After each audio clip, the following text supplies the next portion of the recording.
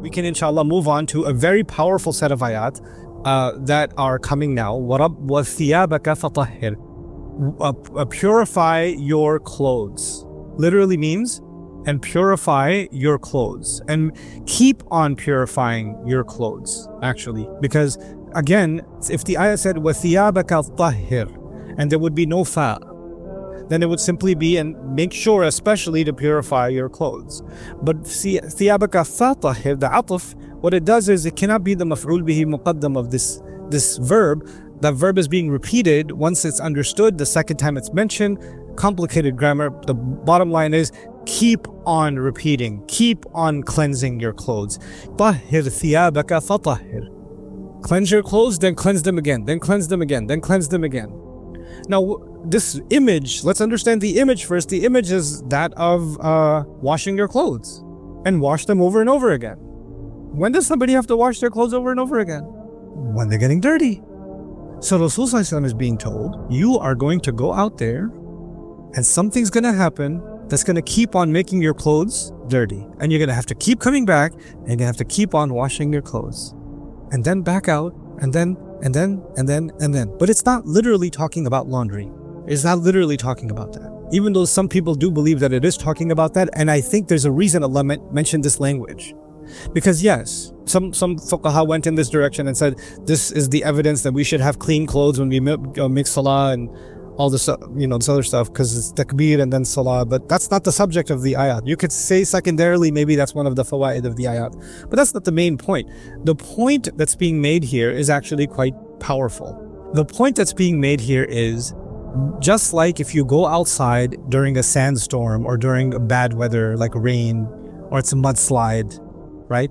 We already gave the image of something, the night being very cold. Now imagine the day is very dirty, right? And you go out there and what happens eventually? The more you walk around, and understand that the Arab land, they don't have paved streets. Sometimes you have to walk. Have you ever walked after the rain in some grassy field and it's muddy? And what happens to your shoes after that and to your clothes after that, right? So you are going to get your clothes dirty. Or some horse walked by or trampled by and it splashed on you, right?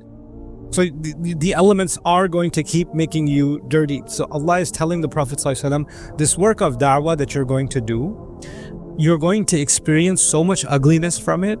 The words you're going to hear, the insults you're going to hear are being described as if your clothes are getting dirty. It's having an impact on you. And by the way, when your clothes are dirty, people don't say, that man, his clothes are dirty. They don't say that. You know what they say? That man is dirty, right? They don't say the clothes are dirty. They say the person's dirty, right? You don't say your clothes are a mess. They say you're a mess. You're a mess. Rasul's clothes represent him. This is the impression people get of him, right? Now Allah could have said, purify yourself. Keep cleansing yourself.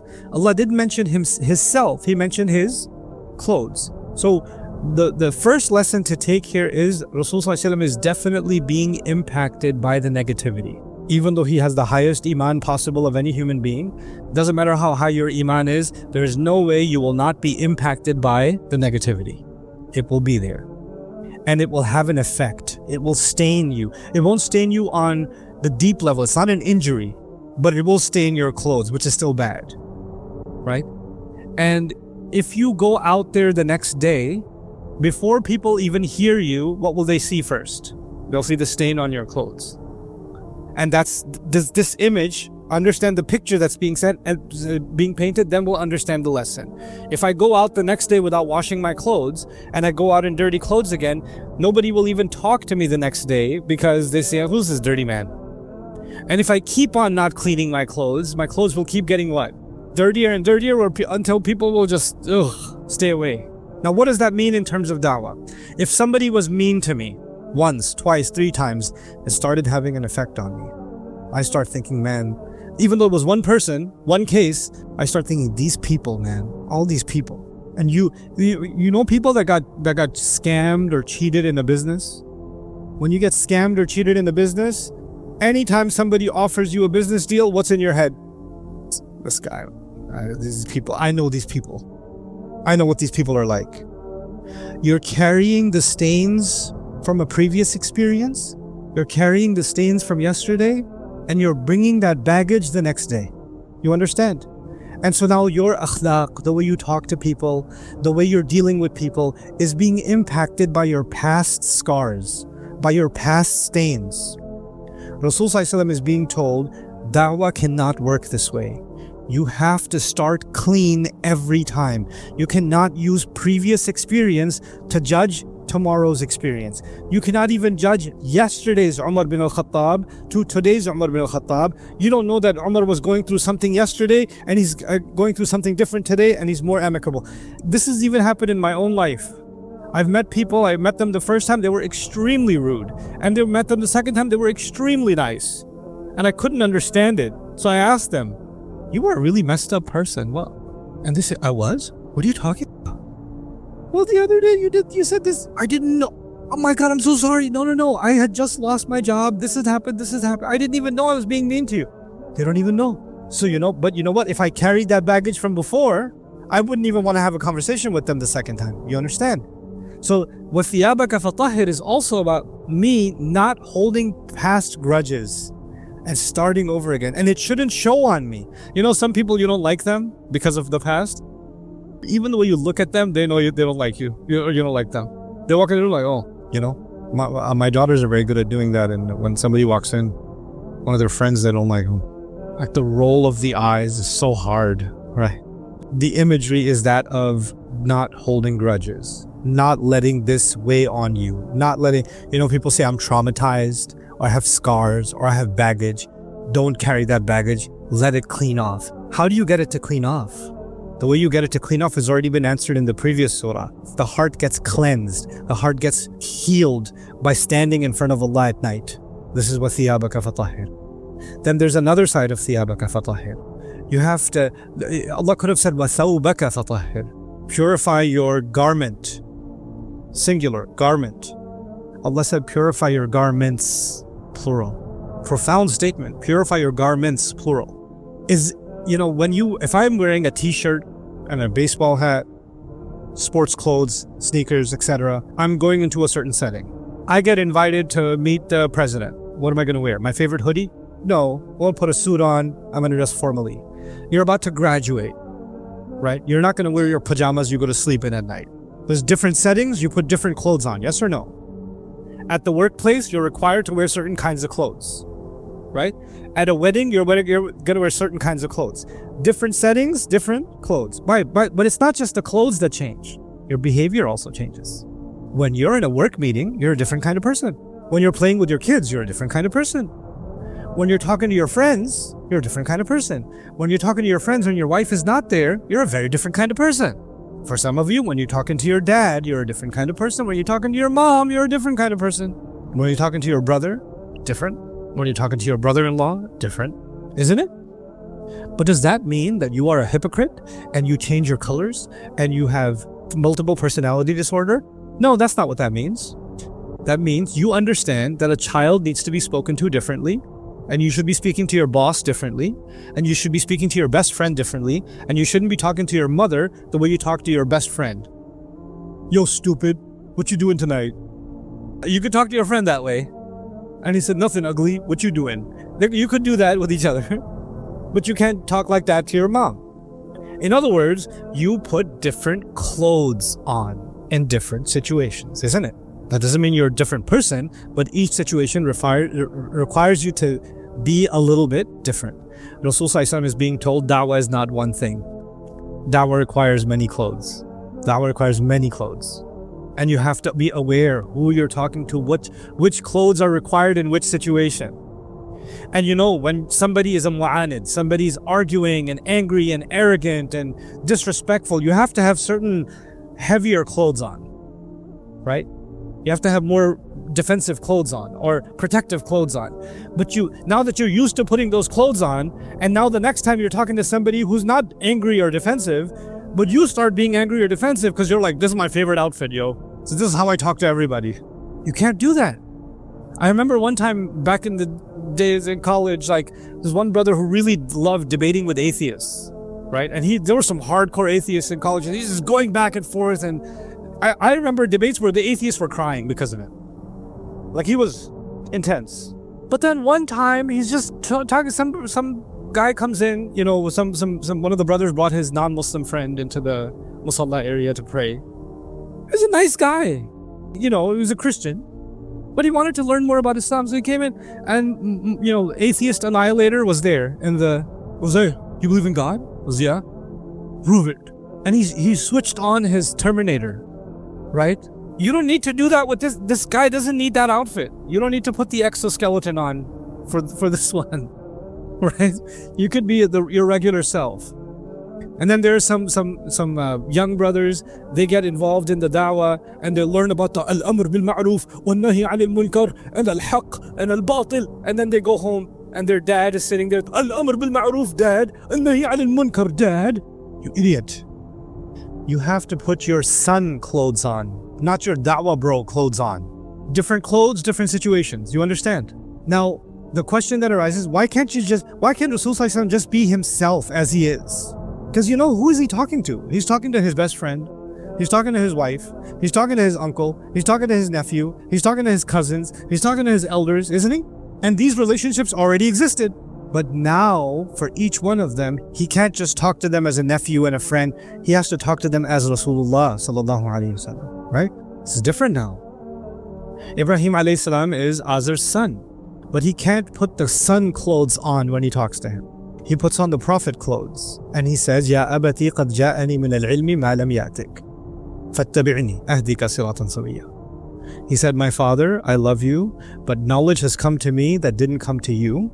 Follow me, I will guide you to a straight path. Which son talks to their father this way? That's not a son talking to the father.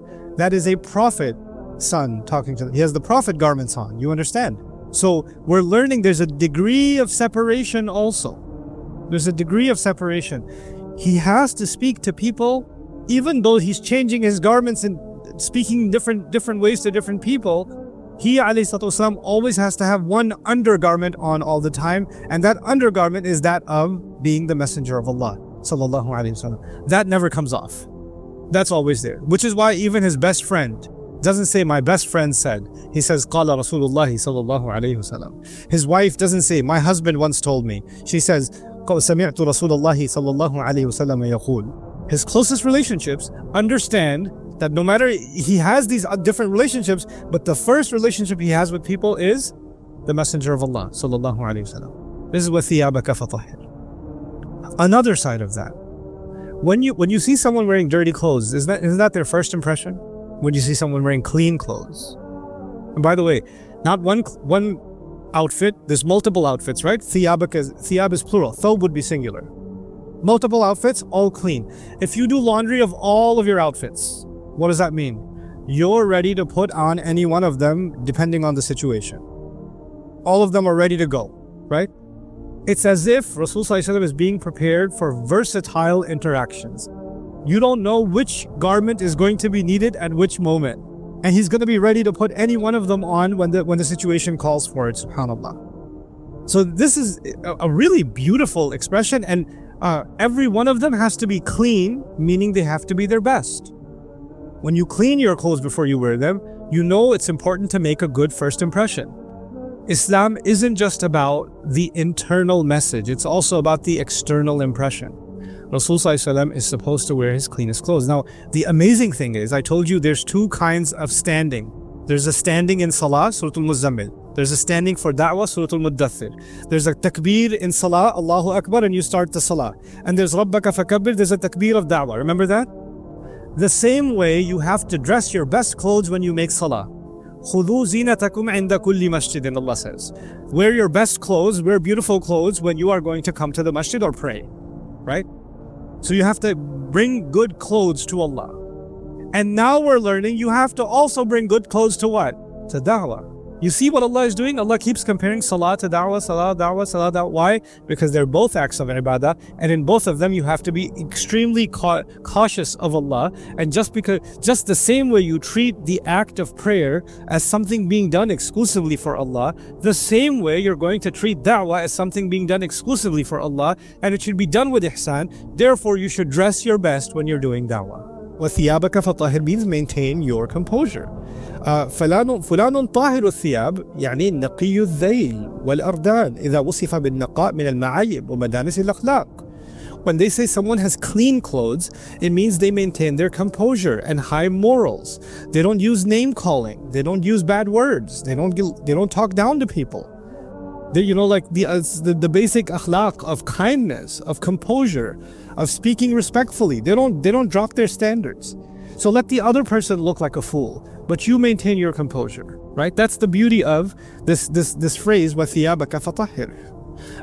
Then there's another component to this. الثوب كالشيء الملازم للإنسان فلهذا السبب جعلوا الثوب كناية عن الإنسان يقال المجد في ثوبه والعفة في إزاره.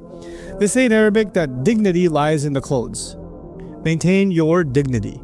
Now what in the world does that mean? You see, when these ayat came of warning, the people that are going to be the most offended by Islam are the people that benefit from humanity being less than them, the 1%, the people that are powerful.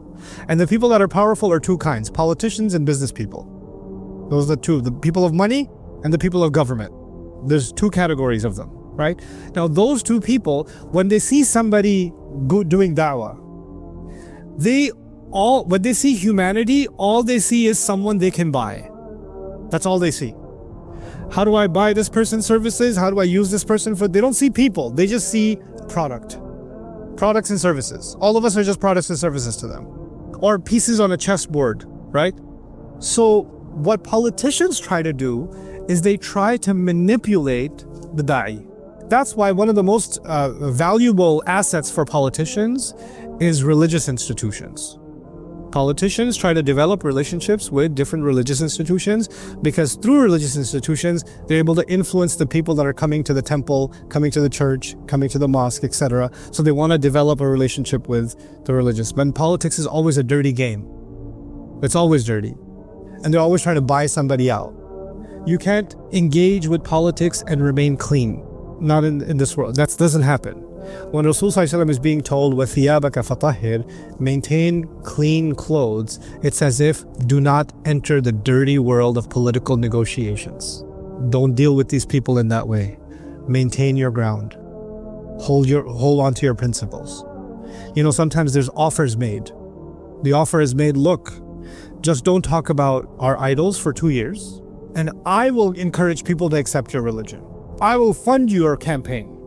I will spread it to Ta'if and Medina and I'll bring all the tribe leaders. I'll have a special fundraising dinner for your Islam. Just one thing, don't talk about the elders, okay?